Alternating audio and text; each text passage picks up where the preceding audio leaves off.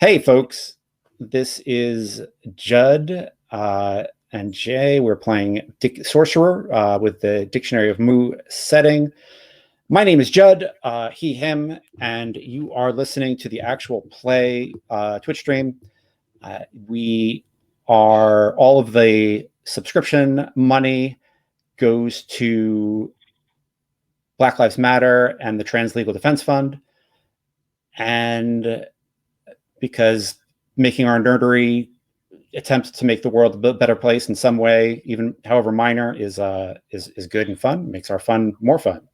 And how are you doing, Jay? What are you up to? I'm pretty good. All right. Go ahead.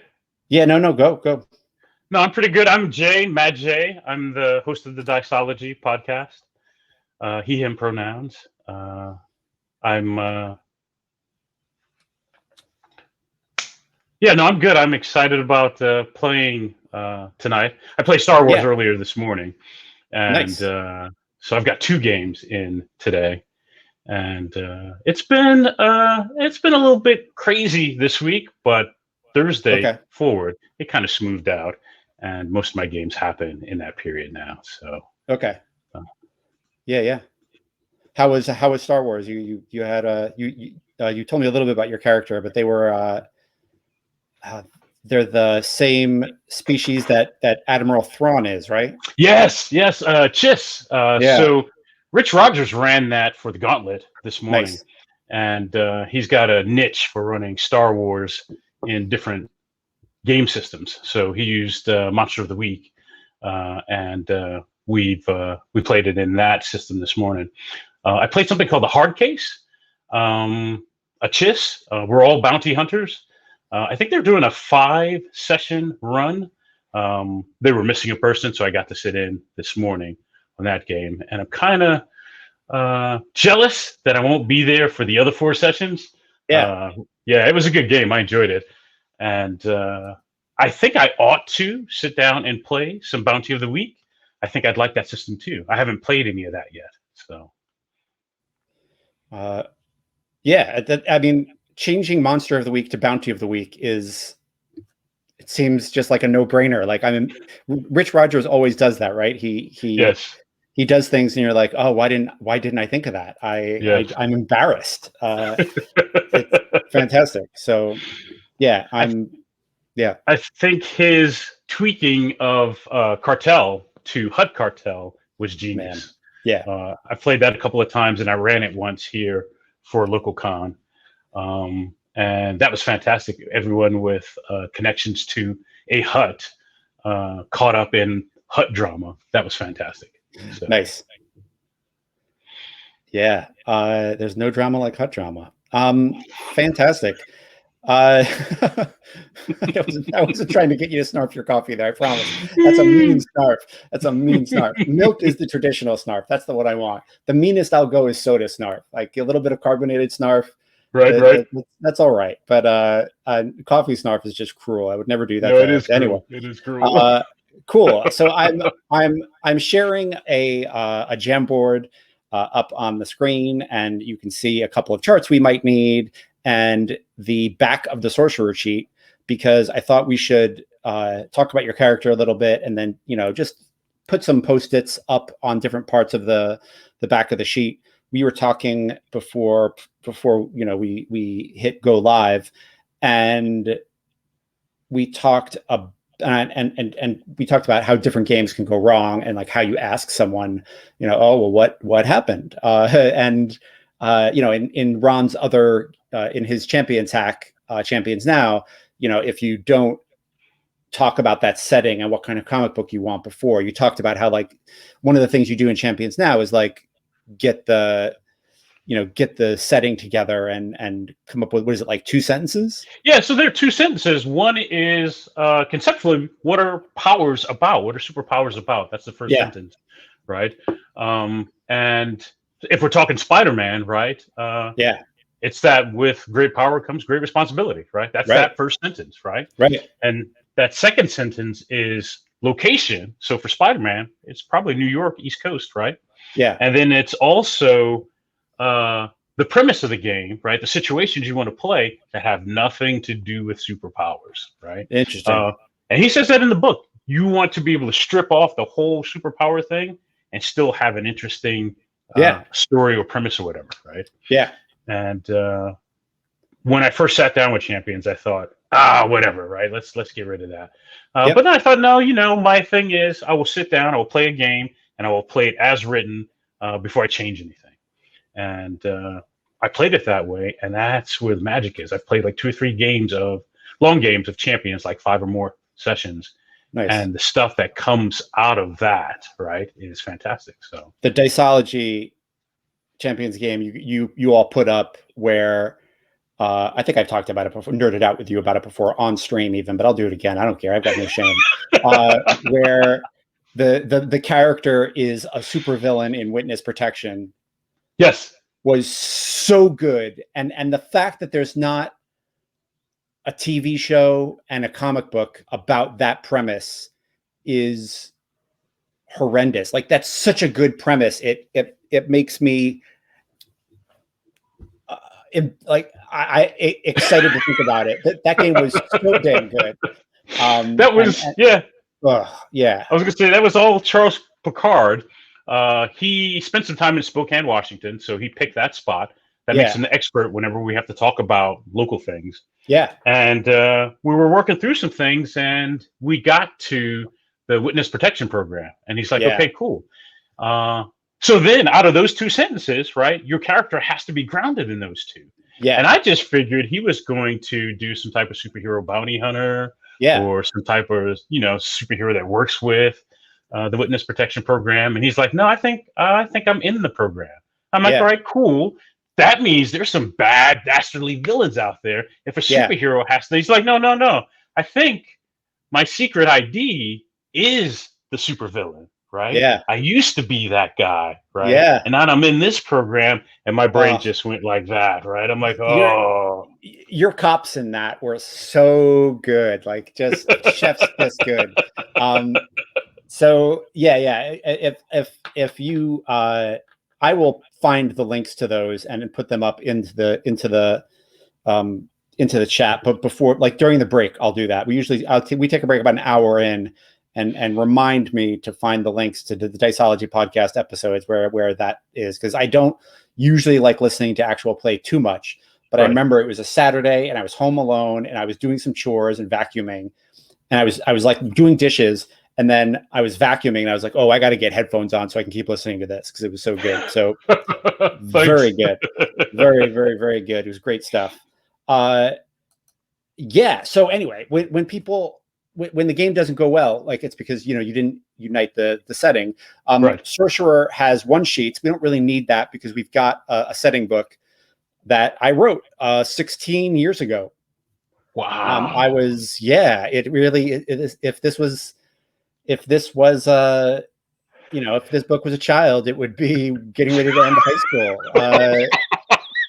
It's been a long time. I wrote it in kind of a fugue state at that time. I was driving cabs until about 5 a.m. So I would come home and my then girlfriend, now wife, would be asleep. And I would sit at my chair at the edge of the bed and I would write for about an hour just to decompress after work. So I don't remember writing any of this. It's all written in like a very dreamlike state. I've had people read me passages and I didn't know what they were reading. And I was like, what is that nonsense you're reading? And they're like, yeah, you wrote it. And I was like, oh, that's interesting. Like, I think a friend of mine read something really gross out of it. And I was like, that is disgusting. What are you reading? And they're like, dude, you wrote this. What are you talking about? I was like, oh yeah, that makes sense. I'm scared of spiders. So of course I wrote a gross thing about spiders in your blood. So yeah, I wrote this thing 16 years ago. So we know what the setting is. It's kind of a sword and sorcery, meets the Bible, meets science fantasy on Mars. And you've got a character. And so I think what we need to do is talk about the character, talk about the descriptors, and just write some notes on the back of the sheet. It's real easy to make Post-its. And so, yeah, what's the character's name? Marduk. Marduk the Nice. Forgotten. Love it. Love it. Love it. Marduk the Forgotten. Why is he forgotten? Is it just that, does he have lots of siblings? Was he passed over? I think he was given away, right? I think maybe Marduk doesn't know the whole story, but I feel like his father, he's the firstborn in that family, and his father gave him away. Interesting. Any idea who he gave him to? I think so. We know he ends up in the Red Waste, right? Just wandering around as a prophet. Yeah. I think maybe to traveling traders, maybe to traveling slavers. I remember reading there are slavers around. Yeah. So maybe he did that. My thought is, we'll see when we get to lore. He's a half breed. I think his family or his dad made a deal with some entity or whatever, backed out. Marduk was born this way, right? And he was like, okay, that can't be my first son, and gave him away. Oh, interesting. Cool. So the half breed bit. I guess let's dig into that. That's a descriptor. You think that that's some kind of like entity or some beast out in the way out somewhere that your father made a deal with? Yes. Interesting. And is there a way that it shows? Like, does Marduk look like something else, or does he? Oh, absolutely, yes. So I think his ear. So unfortunately, when I saw demonic features, I always think of Nightcrawler, right? Yeah. So nothing unfortunate about that. Yeah. So I think he's got pointed ears, right? I think he has those pronounced fangs, right? I think his nose has those like demonic ridges down the bridge of his nose, right? Nice. And maybe they flare at times, right? So I don't think it's hidden. I think if you're close enough and you're looking at him, you can see it, right? Cool. And I think his father saw that and it was like, oh, they got me. Get rid of it. Yeah, that's awesome. That is awesome. That's why your father got rid of you. Nice. Cool. What other descriptors do you have? For Will, I took Wasteland Experienced. Okay. If you zoom in close enough, I've got Jimmy back there. And so you have a Wasteland Wisdom as a descriptor, and I just put Experienced in there. So it's Wasteland Experienced. Okay. I think he spent most of, if not, let's say 3/4 or more of his learning in the Wastelands. Okay. Like on his own, or with some kind of a tribe, or with? I think initially with some type of a tribe, right? And then I think as things start to come together as a plan, what he wants to do, right? More of that becomes on his own or between tribes, right? Yeah. He's not a loner, but I think he knows he's got a road ahead of him. So, got it. Interesting. Cool. So it's not that he. Yeah, I like that. Maybe it's not that he distanced himself from that tribe. It's just that he kind of he was a prophet who kind of moved between tribes. Does that sound right? Yes, right? I like that. Yes, he is a prophet between tribes. Yes. Cool. Like it. What else? What else you got? What else is on that sheet? Conborn. That's the stamina. Descriptor. So I think I remember reading that this should at some point be a con of cons. Or at least that's how I read it, right? Yeah. And to unite all the cons. Yeah. And I think Marduk feels like he's cheated out of at least his family's position of being Khan, right? Because his father gave him away, right? And it's possible that he's cheated out of being the Khan of Khans, right? Nice. Because he was given away and forgotten. Yeah. Awesome. So your father and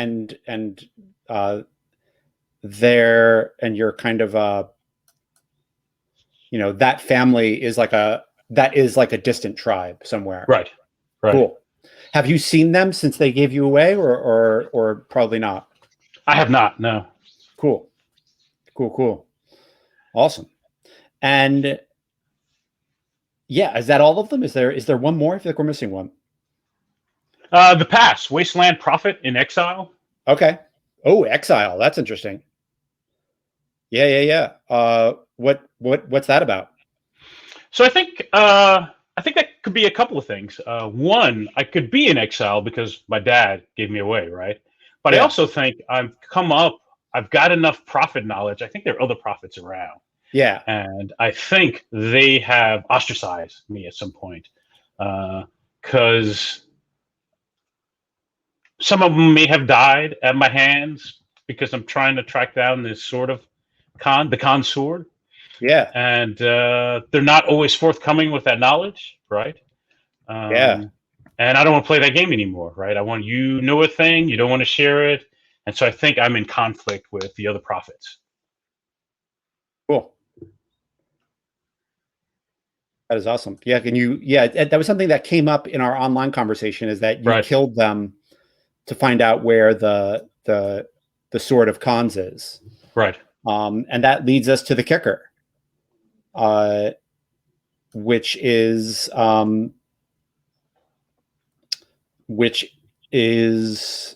how we start the game. And in Sorcerer, the first opening scene is dictated by the player, and you get to say, like, this is where we start. And what you had said is that, we're going to start with me getting, or finding the Sword of Khans. Yes. And I think that's cool, because one of the things we have to do as we start the game is roll your binding with your demon. And so it seemed pretty clear to me, like, oh, well, your demon will be the Sword of Khans. And I've made that demon, so we know what that is. And what does, if you want to talk more about the scene, about the kicker, like, where are you? Are you kind of like on the edge of the Red Waste? Is it, do you have any images, or is it, is it half buried temple, or is it? Yeah. So I think it is.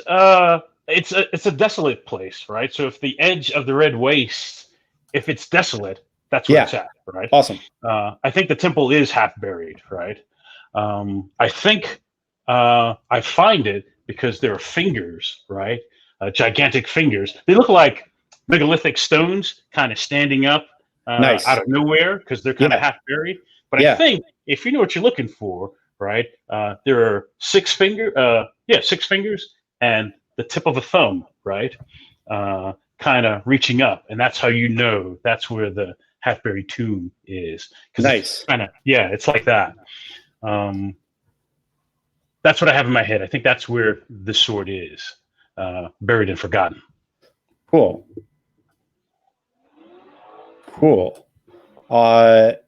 Love it. And I just put, desolate edge of the Red Waste. The stones that are called the Six Fingers, which I think is really cool. It's really, and that's another thing that we can think about is that another sign of your kind of inhuman,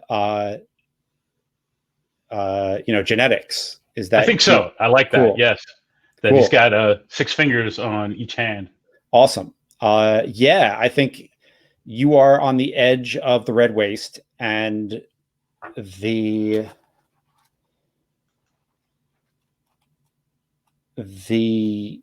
half-buried temple, is marked by these 6 fingers. I think that you have to, like, walk, the 6 fingers are kind of reaching up, and then you kind of have to walk on this, on these stairs that kind of circle between them.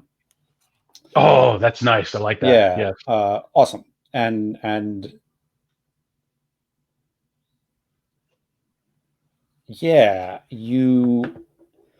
I think even from the top, you can see the sword, buried, in a, put in a stone,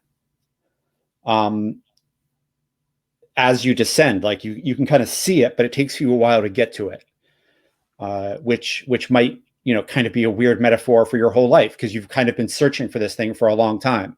Right. And you've kept your eye on it and killed people. Like, so these prophets that you've killed, were any of them your friends?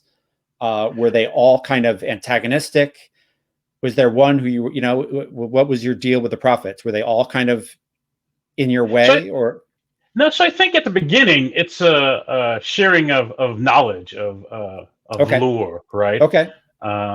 And they in turn decide, or we kind of informally rotate through the different tribes, right? Yeah. But I think when we meet each other, right, there's an exchange of experiences, of lore, of knowledge, right? And that's how I learn about this sword.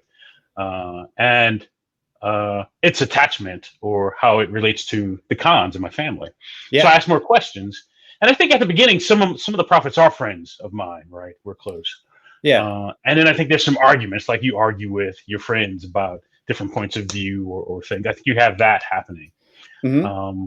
I'm not sure when. I think somewhere along the line, my anger got the better part of me, and I found myself and my friend locked in physical struggle, right? Yeah. And at that point, I think Marduk decided, you're going to tell me all of it, right? Or this is the end right here, right? Yeah. And I think that's the one prophet that fessed up, and I let go, right?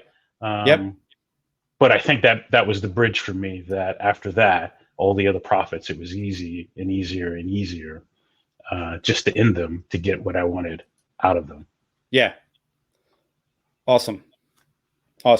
And yeah, I think you can kind of hear their ghosts howling on the wind as you're walking down to get this sword. What kind of sword do you imagine it is? Is it just like a kind of a simple longsword? Is it a scimitar? Is it a yeah? I'm partial to claymores, right? Okay. Yeah, I'm partial to claymores. I think it's big, right? Like a claymore. Okay. Got it. I think it's corroded. I think we talked a little bit about that. It's corroded, right? It looks corroded, like it can't be sharp, right? Yeah. I think it looks ancient and used, right? Cool. Maybe even bloodied looking. Nice. But it looks wicked. It looks nasty. Is there a telltale that lets people know that this is some kind of demon? Like, what would that be? Is it like do lights flicker when it's around? Does it not cast a shadow? Does it drip with blood all the time? I don't know. What do you think? I had something about the thing eating light, but I'm not crazy about that.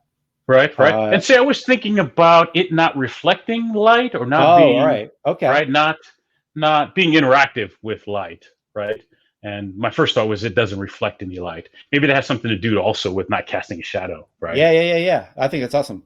Let's do both of those. It doesn't reflect light, and so it just is kind of shadowless. That's great. Cool. Yeah, I think you walk down these stairs, and there is something written in some ancient tongue of some culture that is long since buried in the sands. Right. And it says something about spilling the blood of its enemies and scarring scarring its friends to mark them as beloved. And you kind of read that as you're walking down, and then there you are, after years of killing for this thing. You are in front of it, and how do you get it out of the stone? Is it just a physical heave? Is there a trick to it? Is there sorcery? Is it just your will? What's the final thing look like? No, I think it's sorcery, right? I think there's a tribute of some blood. There's a tribute of saliva, right, from me, right? Yeah. Mixed with the dirt and stuff that's there already, right? I think maybe there's some pattern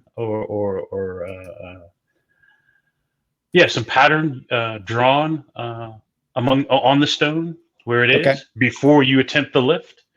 I think there's an appeasement that happens to it, right, while you're doing that, and then you pull the sword.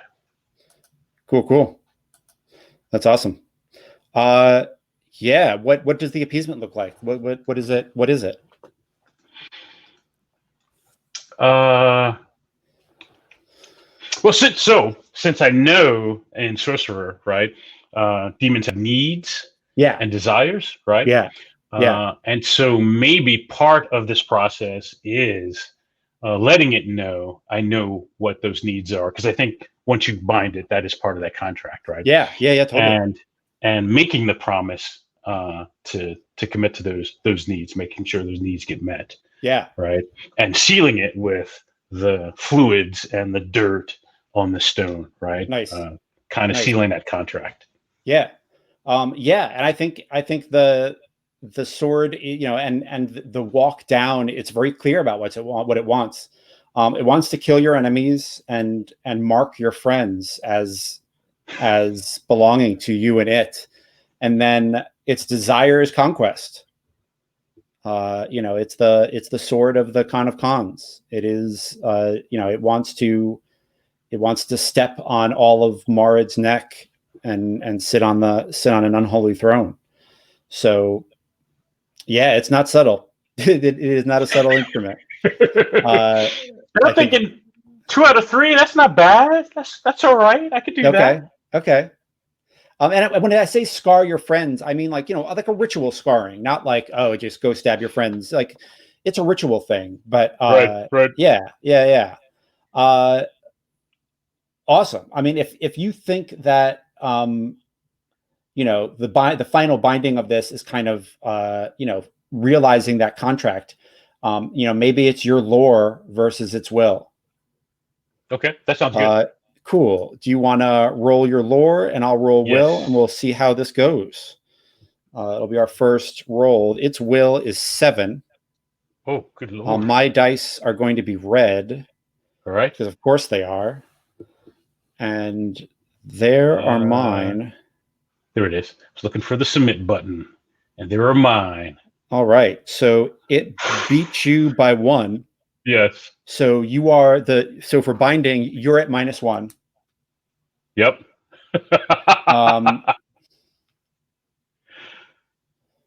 And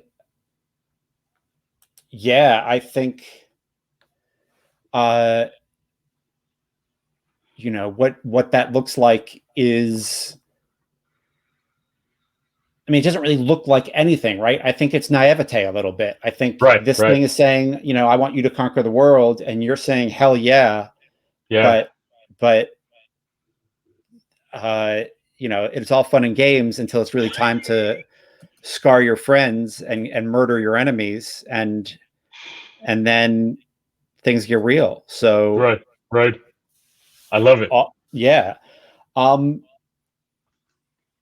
Is there, like, do you think as you get up out, like, let's set the, like, what does Marduk look like? Is he wearing like desert gear that he like pulls over his face as he exits the tomb with the sword on his back?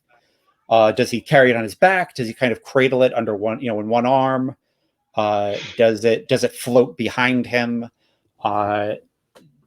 Is he heading into the Red Waste? Is he heading towards a tribe that he knows is nearby? What do you think Marduk's next place would be as he, yeah. So I think Marduk travels prepared for the desert, right? So I think he's got face wrapping, head wrapping, right? Water, backpack of gear and stuff.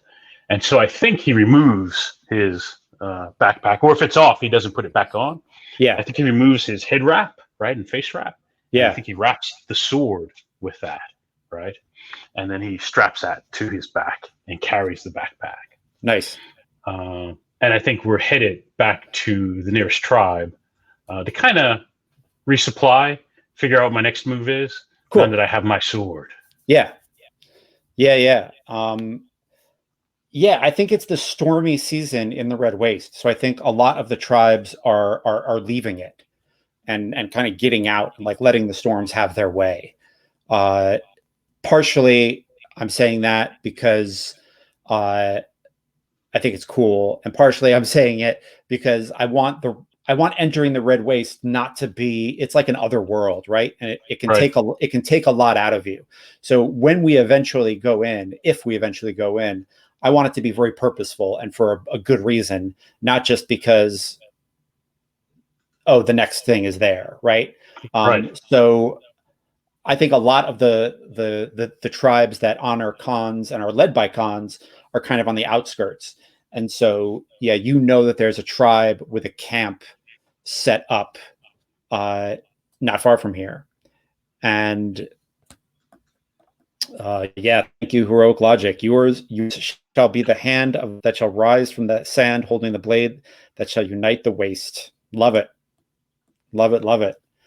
And yeah, is this a tribe where that you were a prophet for? You know, do you know these folks? I do, and I think it's a tribe that I feel comfortable with, right? I think it's a tribe that if I had to call one of them home, right, I think this is the place where I feel comfortable, where I feel welcomed. Um, I know these people, yes. Cool. I am grabbing Babylonian names. So Oh, give nice. me a second. Yes. Cool. Yeah, I think this con is like a fairly young one. I think it's this con is 16 years old and just inherited after his mother died, who was the con before him. And his name is Gadatus. And I will put that in our Gumroad thing with a different color, just so we've got it. Yeah, and Gadatus is with his hunters.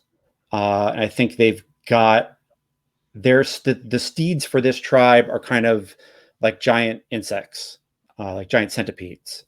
Mm-hmm. And so the centipedes are kind of rolled up in a ball in their pens for warmth as the sun sets. And Gadatus sees you and says, Marduk, you'd wandered away. You seemed very purposeful as you left. What were you looking for? You look like a man on a mission. Just some peace, some solitude. Yeah. Can he tell you're lying, do you think? Yes, but I think it's Marduk's way of saying I don't want to talk about it, none of your business. Cool. Yeah. But being polite about it, right? Awesome. Love it.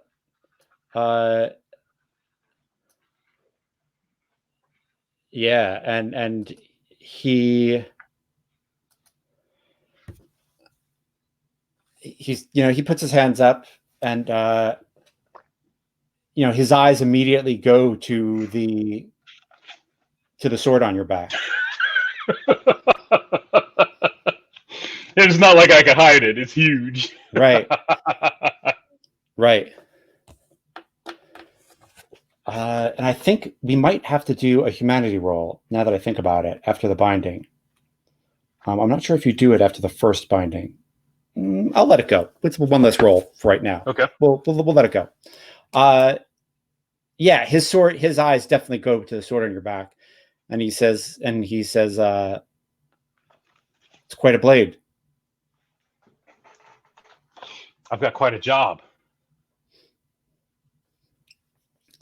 You're an honored prophet. The tribes speak well of you, even if the other prophets don't. Well, the other prophets haven't been where I've been, and they're not going where I need to go. There's a lot of work ahead of me. I might not see you for a while. Oh, why is that? Where are you headed? I thought you'd be traveling with us as we traveled the rim on the storm season. I'll travel a ways with you, but then I must go see the other tribes, each in kind. Something? Did you see a sign in your wanderings? May I ask? It's been with me since I've been in this tribe and since I've taken the calling of being a prophet.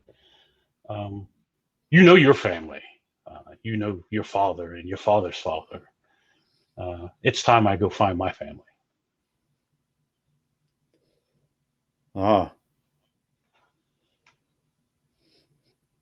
I didn't know you'd never spoken of them, so I never thought to ask. I assumed that the storm or the sands had eaten them. I've learned that would have been a kindness if the storms have eaten them. My lot, my family didn't want me, and I want to understand why. And I think like his aunts are kind of watching this conversation, and one of them comes over and says, two of the hunters are having an argument by the wells. You should quell it before it becomes out of control and turns to blood. And he says, yes, auntie. And he kind of looks at you like, I've got work to do, and wanders away. And like, there's about 5 of them, and they're just glaring at you, and like they didn't buy the sword on your back thing. Like they didn't buy any of it. They're just a group of like hard bitten desert crones. Yes, and yes. they don't like the look of you at all. And they are staring. Yeah, they're just staring daggers at you. Right. I bow open handed before I turn and leave their presence. I don't mean them any disrespect. They're probably right.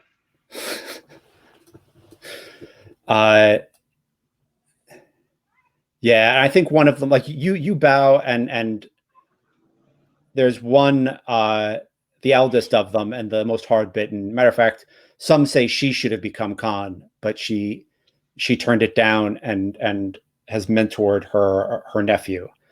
And yeah, her name is Gula. And she comes to you and says,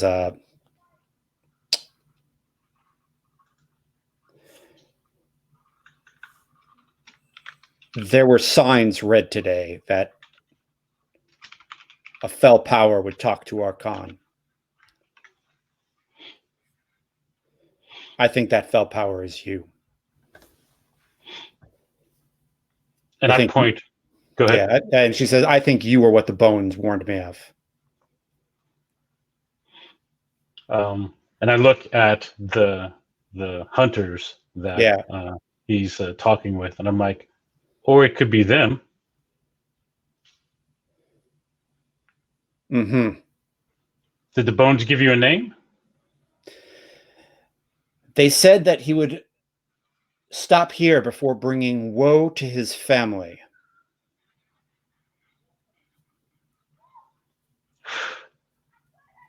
I can't argue with that.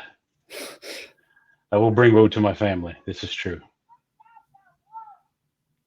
Why not just leave them? The wastes are tremendous. The tribes numberless. You could travel the tribes for the rest of your life and never see them. Then what would be my purpose in life, right? What fills this hole in my gut? To what end?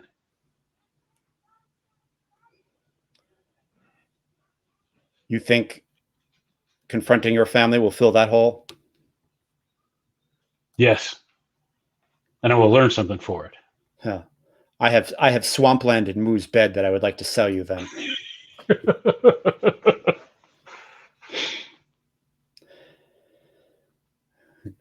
Go bring woe to your family and leave my nephew alone and out of it. Whatever it is you're doing. And like she's clear, like you can feel her eyes going from you to like the handle at your back, and you and the handle, like yes. she kind of can't take her eyes off that thing. Yes. And for her boldness, right? Yeah. I'll be honest with her, and I would tell her, it is what you think it is. Nice. Right.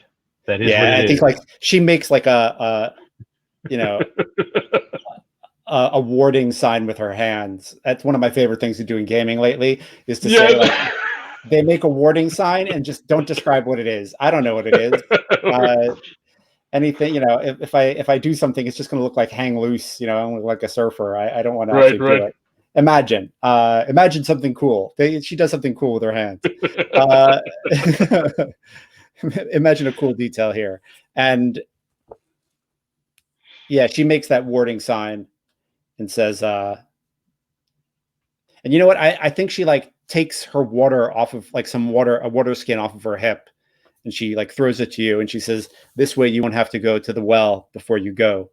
You can just go."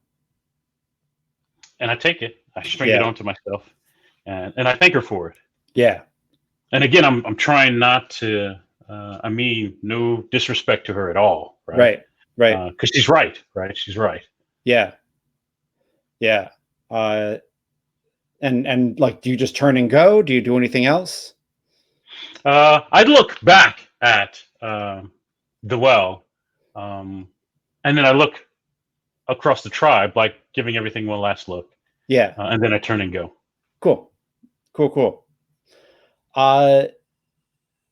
Yeah, I want to get right to it. Like, I think you walk into like, so I think the cool thing about seeing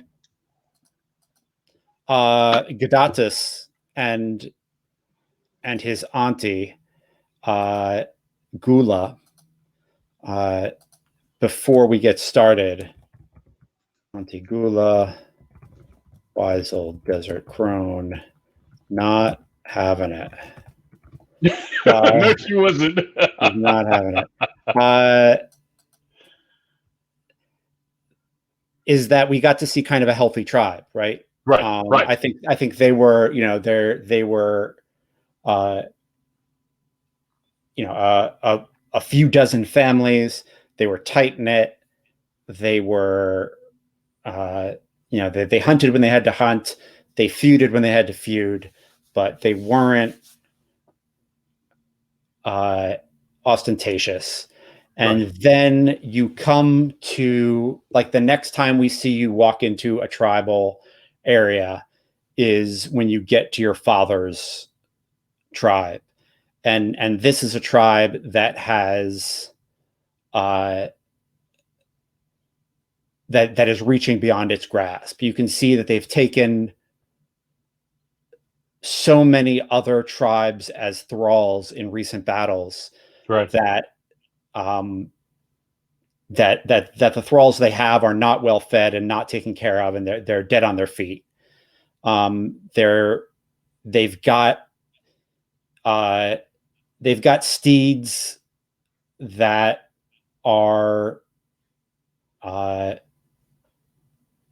giant spiders, and they are notoriously difficult, and they're great for war.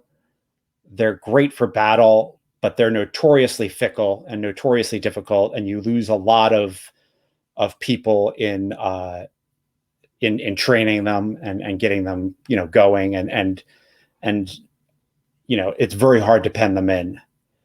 And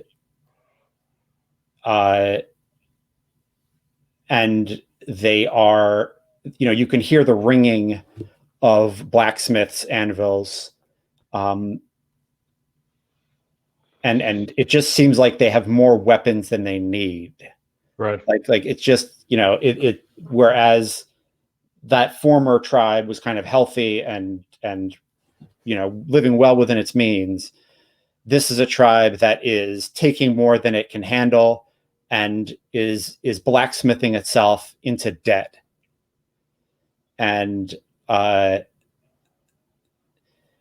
there is a huge feast tent, that has been put up, a great dome, and you can hear two young warriors, brawling to the roaring of the crowds, and your father is looking on approvingly, as these two people, just beat the living salt out of each other. Yeah. What do you walk in like on the edge? Do you like walk right into the middle of the blood ring? Like where are you at? That's rough. So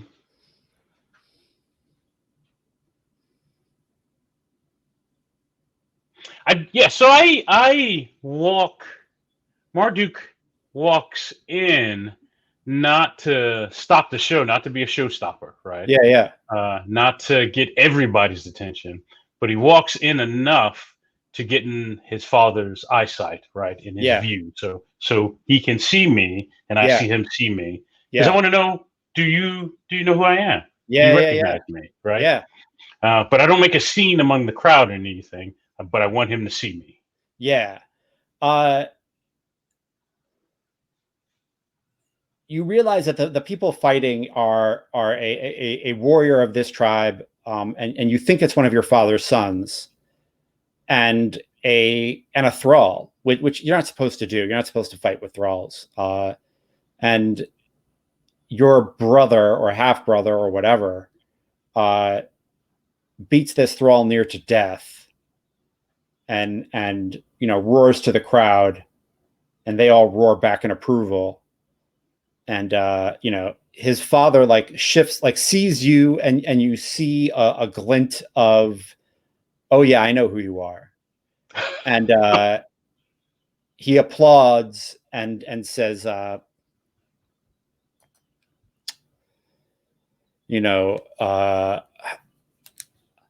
Hamu,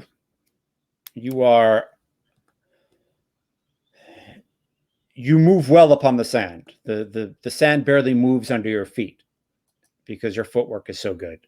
And this thrall was the mightiest of the warriors that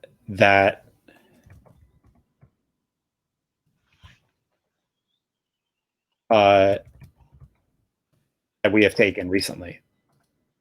And he says, but, and I think, and Hamu says, Father, have any of your sons or daughters, have any of your spawn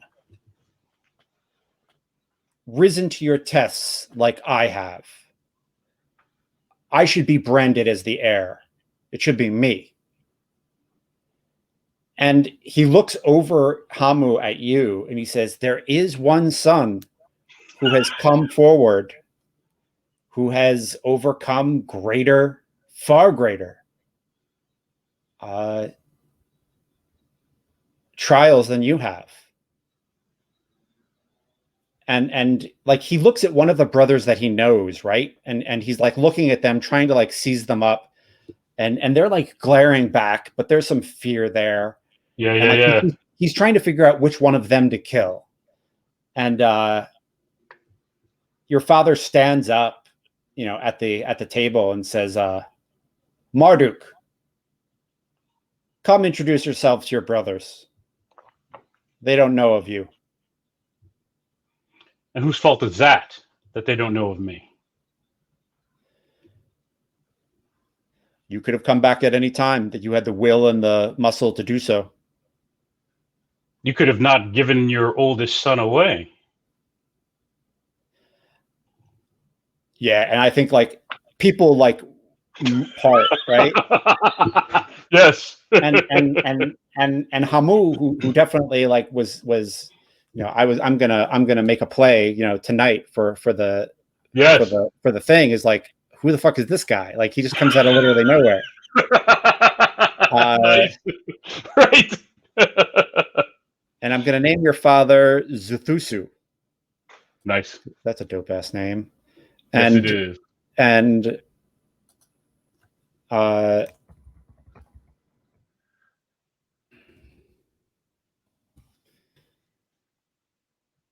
he said, I test all of my children. So I'm your child again. You were always my child. If you send one of them to me, I will kill him, and then I will kill every single one after them. It won't stop at him. I didn't come here for them. Yeah, and then everything gets quiet. And he says, I'm not sending them after you. You don't understand this at all. And then he, like, people are murmuring, and he says, there was a time when I thought sorcery and the secrets from other worlds were the way to power. And so I made pacts with fell beasts. And some of these beasts were quite lovely to look upon. And like, some of the people like laugh at that. And he says, and so when I consorted with her, this desert monster, she gave birth to Marduk and left him with me. And he grew up faster than any child should, and strong.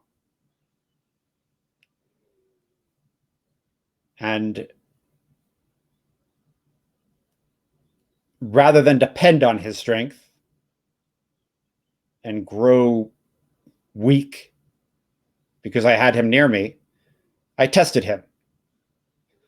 I sold Marduk to slavers who were venturing into the Red Waste. And I said to myself, if Marduk returns, then he will be my heir. And here we are. And Hamu, like, is just, incandescent with rage, right? Right. He just beat a man half, like, 3/4 to death. Right. And then, like, you walk out of literally nowhere, and he says, and I think he sees the sword on your back, and like the auntie, you can tell he knows what it is. Mm-hmm. And he says, that looks like the work of your mother's art and her people. I look at him with disdain, and then I say, there are grown folks talking here. Oh, it wasn't Hamu. It was your father who said. Oh, sorry, I thought it was Hamu. Yeah. Sorry. Yeah. No, sorry, but I like that line. So let's keep that line. But it's Hamu who speaks, and he says, he says, you have no place here, and then you say that. That's awesome. Yes. Yes, there are grown folks talking here. Yeah, it's a dope line, and I don't want to lose it in the miscommunication. And your father says, be careful, Hamu. That sword on his back is nothing natural. That is the work of his mother's people. Is it not, Marduk? And I take it off, and I unwrap it, and I say, it is. And so let us finish the circle. I've come to take my place. And I walk toward him, my father. To Zethusa. Yeah. Zethusu. Yeah. Yeah. And he says he walks towards you, and I think Hamu like steps back, and he says, there are weaklings who would seek vengeance because they would not understand the gifts they have been given. I hope you are not one of them, Marduk. I hope that you will allow me to introduce you to your siblings and your uncles and aunts and take an honored place at our table. Our family has plans far beyond the wells you see around you. And I would have you be a part of them. But if you raise that sword to me, thinking that your mother's sorcery is enough to best me, it will not go well for you. And you will lose all of this. I don't believe him.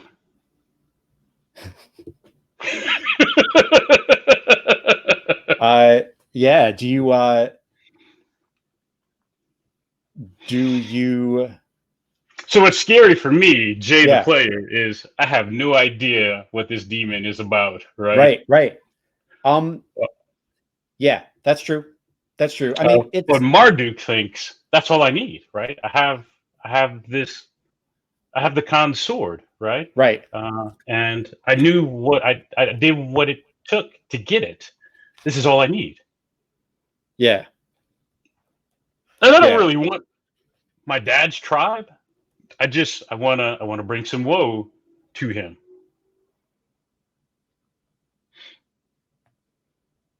Yeah.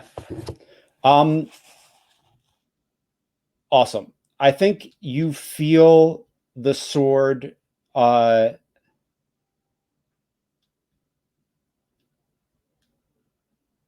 you feel the sword's power, and the moment is, do you want to mark him as one of your honor guard, or do you want to take the power of this sword and strike him down? And I feel like these are your choices as you approach your father.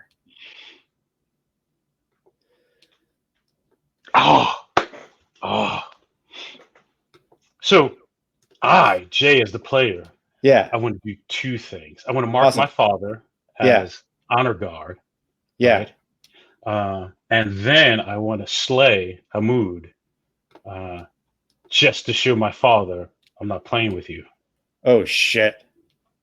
That's fucking awesome.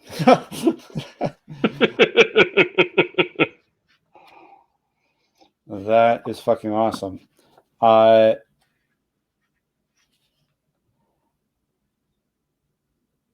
Because to Hamoud, I don't know him from Adam, right? You could say he's my brother, but yeah, I don't know that dude. Yeah. The target rolls humanity versus the demon's power. Failure means anyone or a thing with lore 1 or greater will thereafter perceive the individual as marked permanently. Yeah, I don't think we need to make a roll for that. Yeah, I think your father's confused, right? Like, tell me about how you scar him. Like, where is the scar? What does it look like?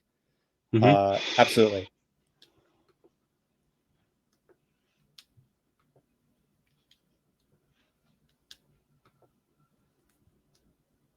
So I think, I don't know, it depends on how close my father lets me get. So I'll start talking. And then you stop me, right? So I think when I take it out, I lay it across and I carry it in two hands, right? Yeah. Like I'm presenting the thing. But clearly he knows he can't take it. He knows, right? That I'm assuming he knows enough that it doesn't work like that, right? Right. And I think when we're close enough, right? If he hasn't extended an arm or anything, maybe I motion for him to kind of extend an arm out. Yeah. And then because what I want to do is I feel like I need to cut him in some way, not mortal, right? But for the marking, right? Yeah. And then yeah, maybe through that scarring, right, it becomes kind of like a branding type tattoo-ish kind of scarring, right? Love it. So I think that's what that looks like.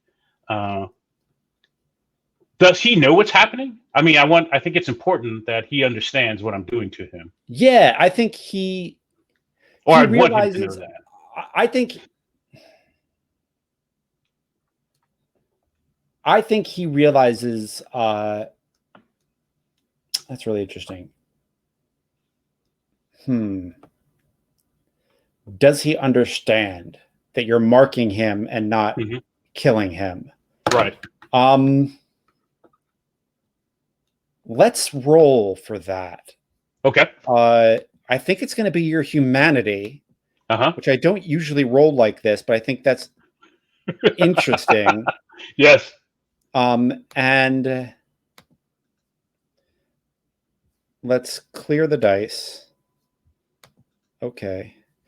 Yeah. So I think it's going to be your humanity versus the demon's lore. Okay. And I don't know why. I'm kind of making shit up here, but I think it's interesting. So, man, I just can't roll anything under a 10. Ugh.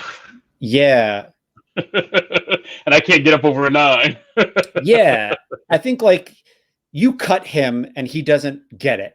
And he like puts his hand over it and looks at the blood, and it's not, it's scarring too fast and in a way that shouldn't happen, and it's unnatural, and he kind of is panicking, and I think because of that, Hamu is ready, and Hamu draws his knife, and you two are and it's on.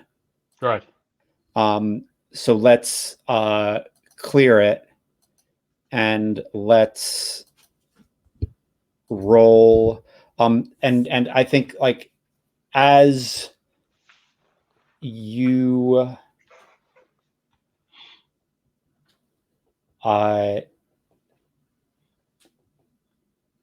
like, do you want to be safe? Like, I guess I'm saying, like, are you asking for the demon to give you armor, or do you just want to like kill Hamu in the most ridiculous, anime way possible? Yes. Yes. Cool. Because so it's not even really. So I think Marduk believes this is not even a fight. I'm gonna slaughter Hamu. Yeah. And it's not even about Hamu. I will apologize to Hamu before I kill him. I want him to understand this is not about you. Right? Yeah. I'm doing this to show my father. Right. Yeah. Don't play with me. Right. Yeah. Because I know he knows you, Hamoud. Right. He spent time and energy making Hamoud who he is. Right. Yeah. And I'm going to destroy it right here in front of him. Awesome. And I think, you said you wanted the big anime blood splotch. So you feel the sword just pour power into you, almost more than your muscles can take. Right. And I think like veins pop out on your on your body that have never been there before. And you can just feel it. And you can also feel that like when you're done with this, the sword's not going to have much left. Right. Like this better be profound enough to stop everybody else from even thinking, because the sword's not going to have much to give you for a while. Right. But it also, it wants the same thing as you. And so two cool things. One, like you feel that power fade into you. It's going to be 7 extra dice added to your stamina. And then we'll make that roll when we come back from the break, because we've been at this about an hour, and it's time. That was fast. Yeah. And it's time to bio and do all that good stuff. All right. So thank you, everybody. We will be back in a few. I'm going to put up the Be Right Back's page and then mute my mic, but we will be back in a couple minutes to find out if Marduk kills his brother in a dramatic fashion enough to stop all of his other siblings from jumping him and giving him a red waist beating. So we'll see how that goes. I'm looking forward to it. So the dice will hit the table as soon as we get back. Thanks, folks.